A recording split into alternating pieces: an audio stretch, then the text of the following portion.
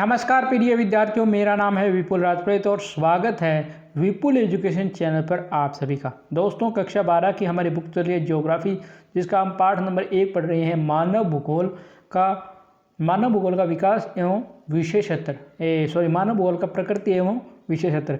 इसका हम video number 3 लाए हैं और आज हम इस पाठ को कंप्लीट करेंगे और साथ में आपको प्रश्नोत्तर भी करा देंगे। आपको जो है, चलिए आज की क्लास शुरू करते हैं। और इससे पहले इसके 2 वीडियो अपलोडेड हैं, वो आपको आई बटन में मिलेंगे। तो देखिए, मानव भूगोल का विकास कैसे हुआ। पृथ्वी की सतह पर पर्यावरण के साथ अनुकूलन व समायोजन की प्रक्रिया तथा इसका रूपांतरण मानव के अभ्युदय के साथ आरंभ हो गया था। यानी जो पृथ्वी की सतह पर जो पर्यावरण के साथ अनुकूलन करना है या समायोजन की प्रक्रिया या इसका रूपांतरण जो है मानव की उत्पत्ति के साथ ही आरंभ हो गया था। यदि हम मानव व वातावरण की पारस्परिक क्रियाओं से मानव भूगोल की प्रारंभ की कल्पना करें तो इसकी जड़ें इतिहास के संदर्भ में करें। यानी जो मानव भूगोल और उस मानव की जो वातावरण के साथ क्रिया है, ये बहुत ही इतिहास के साथ गहरी हैं। अतः मानव भूगोल के विषय में एक दीर्घकालिक सत्यांत पाया जाता है। यानी जो मानव भूगोल के विषय में एक लंबा इतिहास पाया जाता है।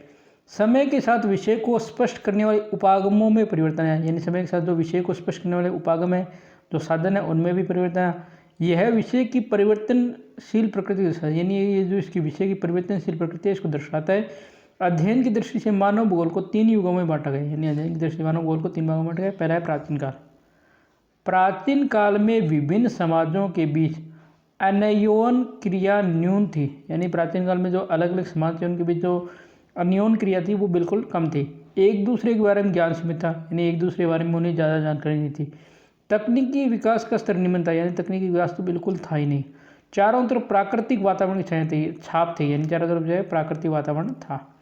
भारत, चीन, मिस्र, यूनान व रोम की प्राचीन सभ्यताओं के लोग प्राकृतिक शक्तियों के प्रभाव को मानते थे। यानी भारत के है, चीन के, मिस्र, यूनान और रोम की प्राचीन सभ्यता के लोग जो है वो प्राकृतिक शक्तियों के प्रभाव को मानते थे।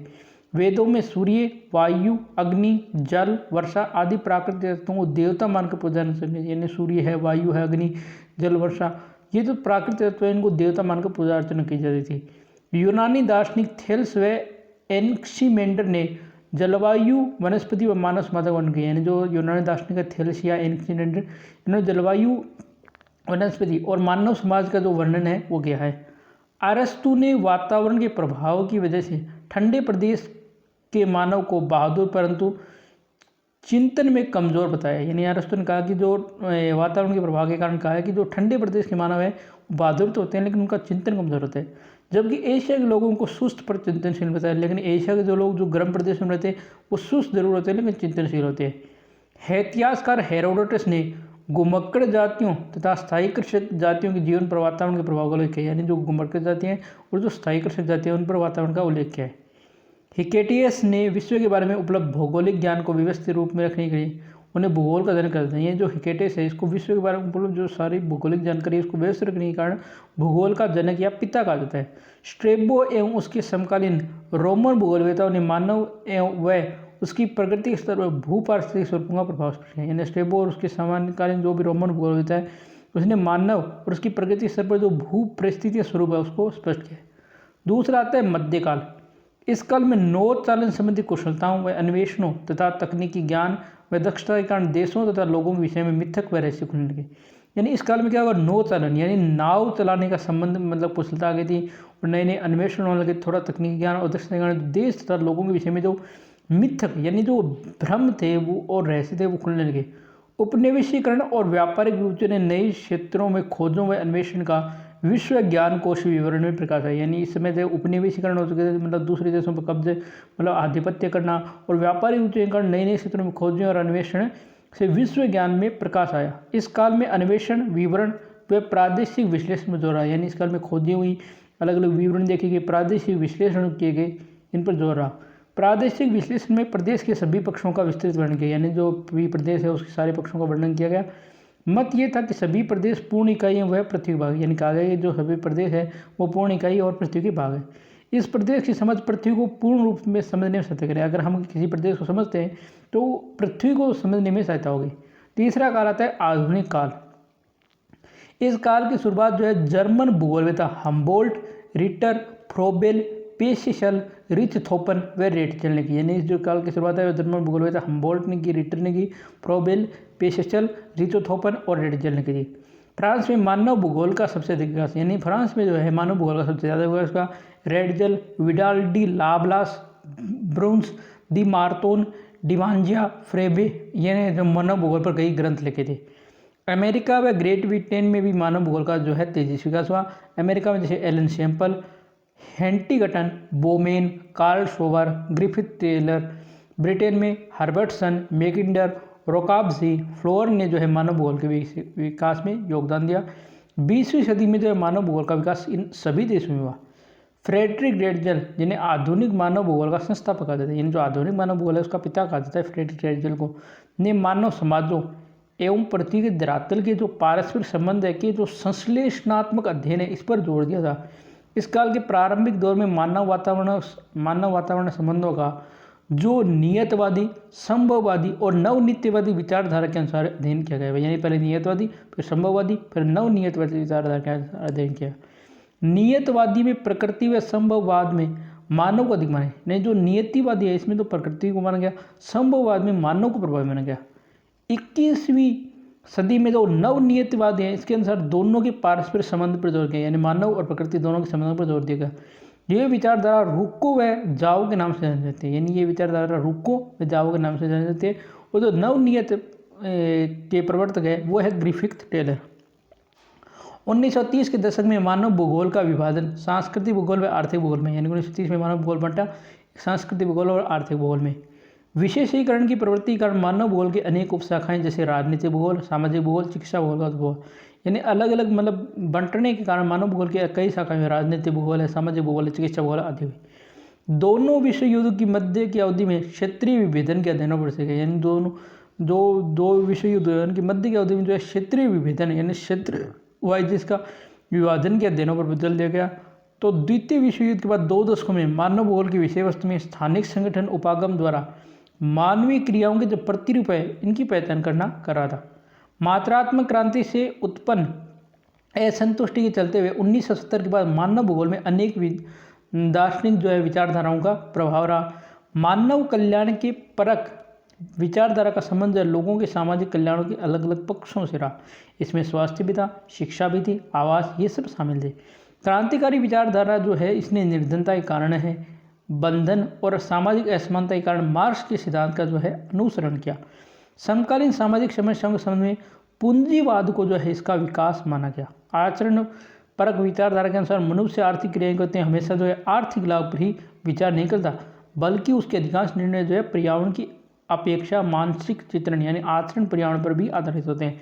विचार में बदलाव और आंशिक रूप से विश्लेषणों के मापदंडों में परिवर्तन के कारण आते हैं। 21वीं सदी में जो मानव भूगोल है इसमें सामान्य निकाय सिद्धांत है और मानवीय दशाओं की व्याख्या करने वाले वैश्विक सिद्धांतों की जो उपयोगिता है इस पर प्रश्न उठेंगे।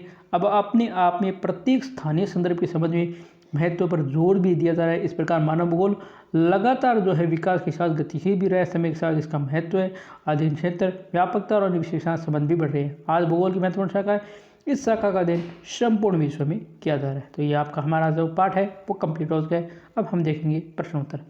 सबसे पहला प्रश्न पूछा गया है कि आधुनिक जो मानव भूगोल है इसके जन्मदाता कौन है। तो आधुनिक मानव भूगोल के जन्मदाता हमने थोड़ी देर पहले पढ़े थे, यहाँ देख लीजिए फ्रेडरिक रेटजेल है। कौन है? Friedrich Ratzel. तो सी ऑप्शन इसका सही हो जाएगा। मानव भूगोल चंचल मानव और अस्थायी पृथ्वी के पारस्परिक परिवर्तनशीलों का संबंध है। ये परिभाषा किसने दी?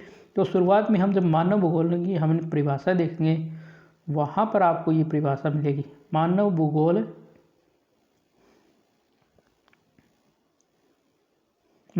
चंचल मानव अस्थायी परिवर्तन संबंध है।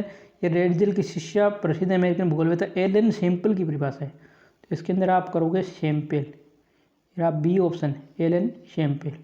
अगला प्रश्न पूछा गया नवनियतवाद के प्रवर्तक कौन है। तो नवनियतवाद के प्रवर्तक है ग्रिफिथ टेलर।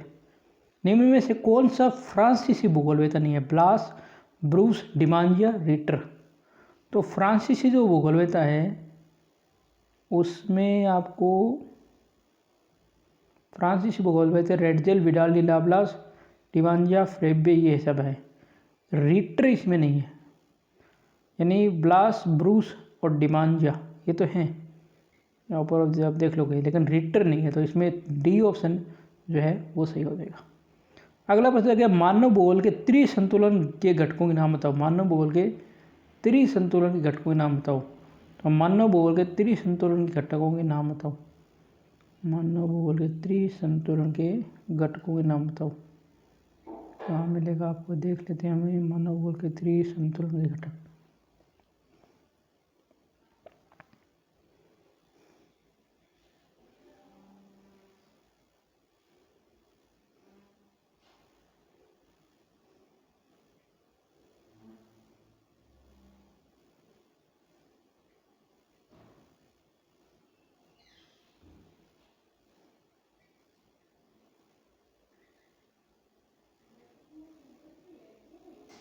इसका प्रश्न का उत्तर नहीं मिले, बाद में देखते हैं। रेटजेल की पुस्तक का नाम बताओ। रेटजेल की पुस्तक, रेटजेल की पुस्तक का नाम था एंथ्रोयोज्योग्राफी, ठीक है, ये मिल गया। और मानव भूगोल के,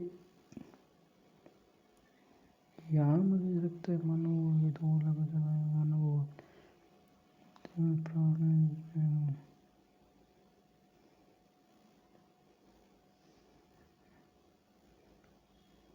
उसके बाद अगला प्रश्न है, संभववाद विचारधारा किसने दी। संभववाद विचारधारा किसकी है। संभववाद विचारधारा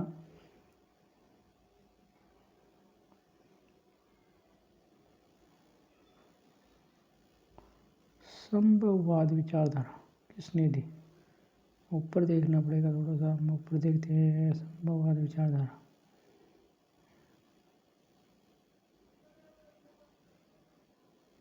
विडाल्डी लाप्लास की संभववाद विचारधारा, ठीक है। इसके बाद हम अगला प्रश्न पढ़ते हैं, प्राचीन सभ्यताओं के प्रमुख केंद्रों के नाम बताओ। तो यहाँ से आपको थोड़ा सा ऊपर जाओगे, यहाँ ये रहे प्राचीन सभ्यता के प्रमुख जो केंद्र थे, वो आप बात करो, ये रहे भारत, चीन, मिस्र, यूनान व रोम, ठीक है, ये हो जाएंगे। अगला प्रश्न है, मानव भूगोल के 5 उप क्षेत्रों के नाम बताओ। मानव भूगोल के 5 उप क्षेत्रों के नाम पूछ रखे हैं। तो मानव भूगोल के 5 उप क्षेत्रों की अगर आप बात करोगे तो उप क्षेत्र है, राजनीतिक भूगोल है, सामाजिक भूगोल है, चिकित्सा भूगोल है, सांस्कृतिक भूगोल और आर्थिक भूगोल, हो गए मानव भूगोल के 5 उप क्षेत्र, ठीक है। अगला प्रश्न पूछा गया है, मानव भूगोल की प्रकृति को समझाइए। तो मानव भूगोल की प्रकृति को समझाना है तो मानव भूगोल की, ये देखो, ये यहाँ पर ये पूरी यहाँ पर दे रखी है मानव भूगोल की प्रकृति, इसको आप समझा सकते हो। अगला प्रश्न पूछा गया है, मध्यकाल में मानव भूगोल के विकास को समझाइए। मध्यकाल में मानव भूगोल का विकास समझाना, ये मध्यकाल का पूरा इसमें अंदर आ जाएगा। निबंधात्मक में मानव भूगोल की विशेष क्षेत्र का वर्णन कीजिए। मानव भूगोल के विशेष क्षेत्र का वर्णन निबंधात्मक, तो ये मानव भूगोल का विशेष क्षेत्र आपको पूरा लिखना पड़ेगा। ये जो 6 कारक है वो लिखने पड़ेंगे। आधुनिक काल में मानव भूगोल के विकास को समझाइए। तो आधुनिक काल में मानव भूगोल, तो ये जो आधुनिक काल है इसमें आपको मानव भूगोल आ जाएगा, ठीक है। तो पहला पार्ट कंप्लीट हो चुका है, प्रश्नोत्तर भी बता दिए गए। जल्दी हम आपके सामने दूसरा पार्ट जो है, जिसका नाम है विश्व की प्रमुख जनजातियाँ, वो लेके आएंगे। तो दोस्तों, ये था आज का वीडियो आपको कैसा लगा कमेंट करके जो बताना। वीडियो को लाइक करना, शेयर करना नहीं भूलें। चैनल को आपने अभी तक सब्सक्राइब नहीं किया तो चैनल जरूर सब्सक्राइब कीजिए, बेल आइकन घंटी को प्रेस करिए। धन्यवाद दोस्तों, जय हिंद, जय भारत, कर रहे हैं, स्वस्थ रहें।